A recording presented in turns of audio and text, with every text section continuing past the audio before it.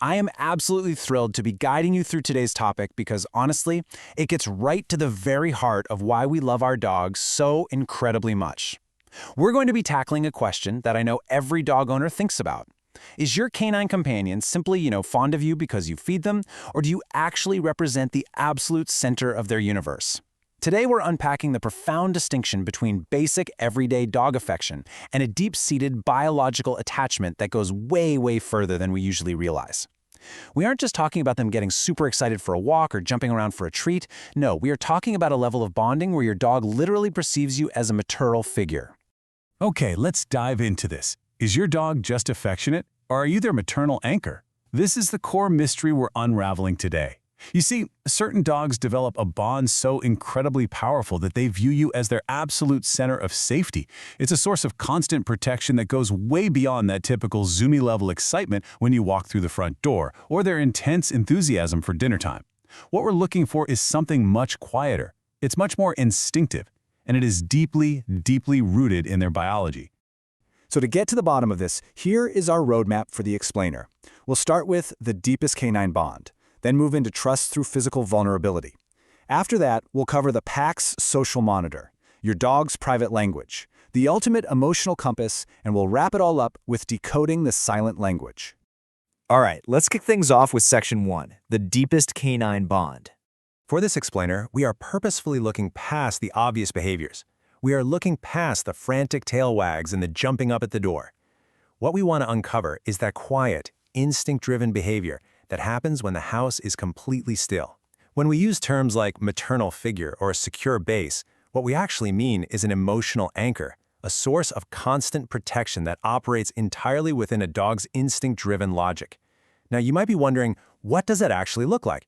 Well, a lot of people misinterpret the signals of this secure base as just, ordinary dog behavior, or even worse, they see it as clinginess. But this level of bonding is rooted so deeply in their biology that it represents a total, absolute psychological reliance on you for their safety. It's truly fascinating. Moving right along to Section 2, trust through physical vulnerability. The very first signs of this profound maternal trust are entirely physical. And interestingly, they happen when your dog is completely at rest. Think about the biological reality of sleep for a second. During sleep, an animal's reflexes become incredibly sluggish. Their environmental awareness diminishes dramatically, and their capacity to react swiftly to any kind of threat simply fades away. Because an animal is literally at their most vulnerable in this state, choosing where to sleep isn't just a random thing. It's a highly deliberate, instinctual decision. And this is precisely when genuine bonding manifests. So, the crucial point is this. If your dog chooses to sleep leaning against your leg or resting at your feet, or even just maintaining contact with a single paw, that is a massive, deliberate decision within their instinct-driven logic. Think about it. They could easily sleep further away. They could pick a comfy, secluded corner of the room, yet they actively choose physical contact with you. In canine groups, sleeping in close proximity is a hallmark of trust and social cohesion. Physical touch assists them in regulating their body temperature, detecting movement, like if you suddenly get up, and reinforcing collective security. When your dog maintains that tiny little point of contact, they are essentially communicating, "I can lower my guard when I am near you." So the next time they drift off, pay close attention. Do they move closer to you, or do they distance themselves? Because that choice reveals a massive amount about how they actually perceive you. Now let's talk about the classic exposed belly. When your dog drops to the floor and rolls onto their back, it might just seem like an obvious, goofy invitation for a belly rub, right? However, what truly matters here is the state of their entire body. The belly is a highly, highly vulnerable area, and exposing it to anyone requires immense trust. True relaxation means you're seeing loose legs, steady breathing, a relaxed mouth, and soft eyes. If you see that, that is a sign of genuine safety. They are demonstrating that they feel absolutely no need to protect themselves around you whatsoever. Conversely, and this is a really important distinction, if their body is stiff, if their tail is tucked tightly, or if their stare is fixed, that could actually be a calming, submissive signal rather than true relaxation. So watch those subtle details. When that exposed belly is accompanied by overall looseness, it's a crystal clear sign they feel protected. And trust me, not everyone is granted access to that level of vulnerability. That brings us perfectly to Section 3, the PACS social monitor. Okay, we are going to address a behavior here that so many owners mistakenly view as annoying, clingy, or just plain dramatic. You know the exact scenario I'm talking about. You shut the bathroom door and boom, there they are, sitting or lying down right outside the entrance. Sometimes they're silent, sometimes they let out that dramatic little sigh of resignation, but they are always nearby. Well, we need to completely reframe how we view this. Guarding the door isn't clinginess, it is canine social monitoring. They absolutely aren't trying to annoy you. What they're doing is keeping you within their emotional radar. Let's put on our dog goggles for a second and walk through the canine logic step by step. Step 1. To a dog, doors represent barriers within the group's territory. When you vanish behind one, you create a sudden visual barrier and they lose visual contact in a key portion of their environmental awareness. Step 2. Out in natural environments, being separated from the group instantly increases vulnerability. It's a survival instinct. So step 3, the dog minimizes that distance the only way they know how, by guarding the access point. Instinctively, they position themselves right at the entrance. In their logic, they are simply tracking the movements of the pack to maintain collective security. Consider this for a moment. They could be perfectly comfortable on the couch or occupied with a toy in another room, but they deliberately choose to wait by that door. It's actually a huge compliment. Let's shift gears to Section 4, your dog's private language. This is where we group together the auditory and tactile signs of a maternal bond.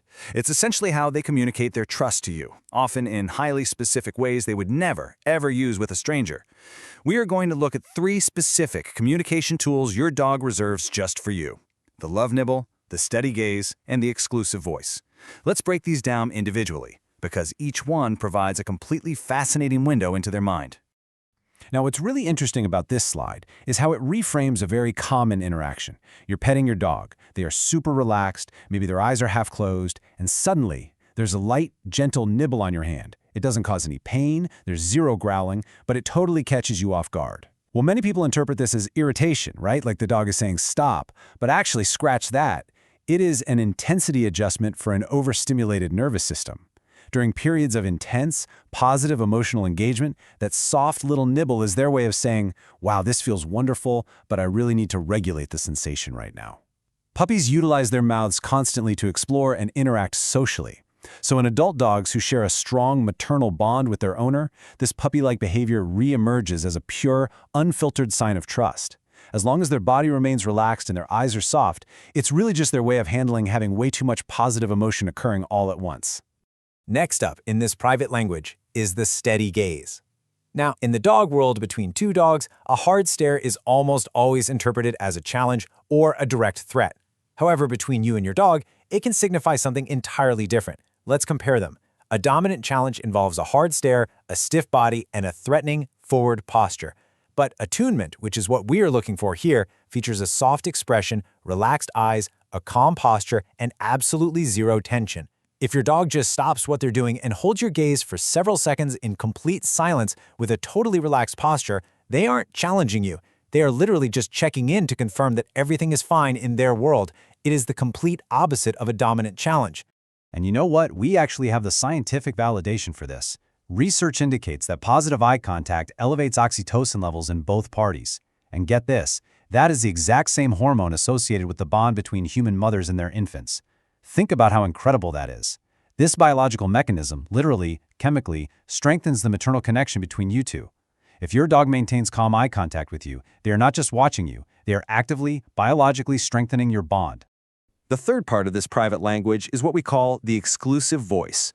Have you ever noticed that the sounds your dog makes when it's just the two of you differ from the sounds they use with other people? Some dogs develop highly specific vocalizations that are reserved exclusively for their owner. It might be a softer whine, a really specific short little grumble, or an excited chattering sound that never ever appears around visitors. Well, this isn't random. It is targeted social learning. Over time, your dog has basically run experiments to identify which sounds elicit the best response from you, effectively creating a sound shortcut tailored for your specific relationship.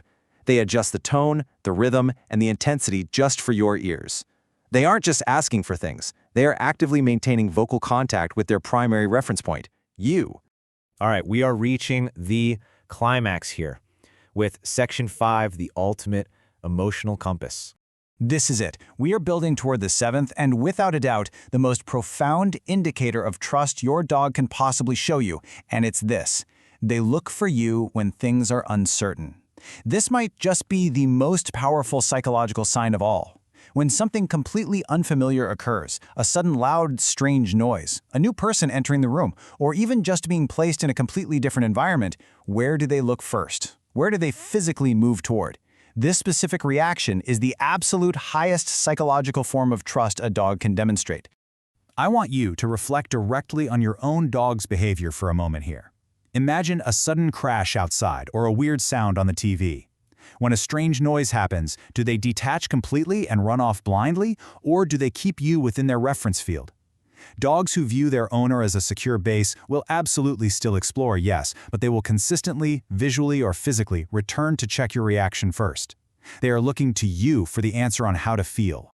Let's break down this concept of functional attachment because it's absolutely crucial. First, they utilize you as an emotional compass. It's like they're reading your emotional temperature.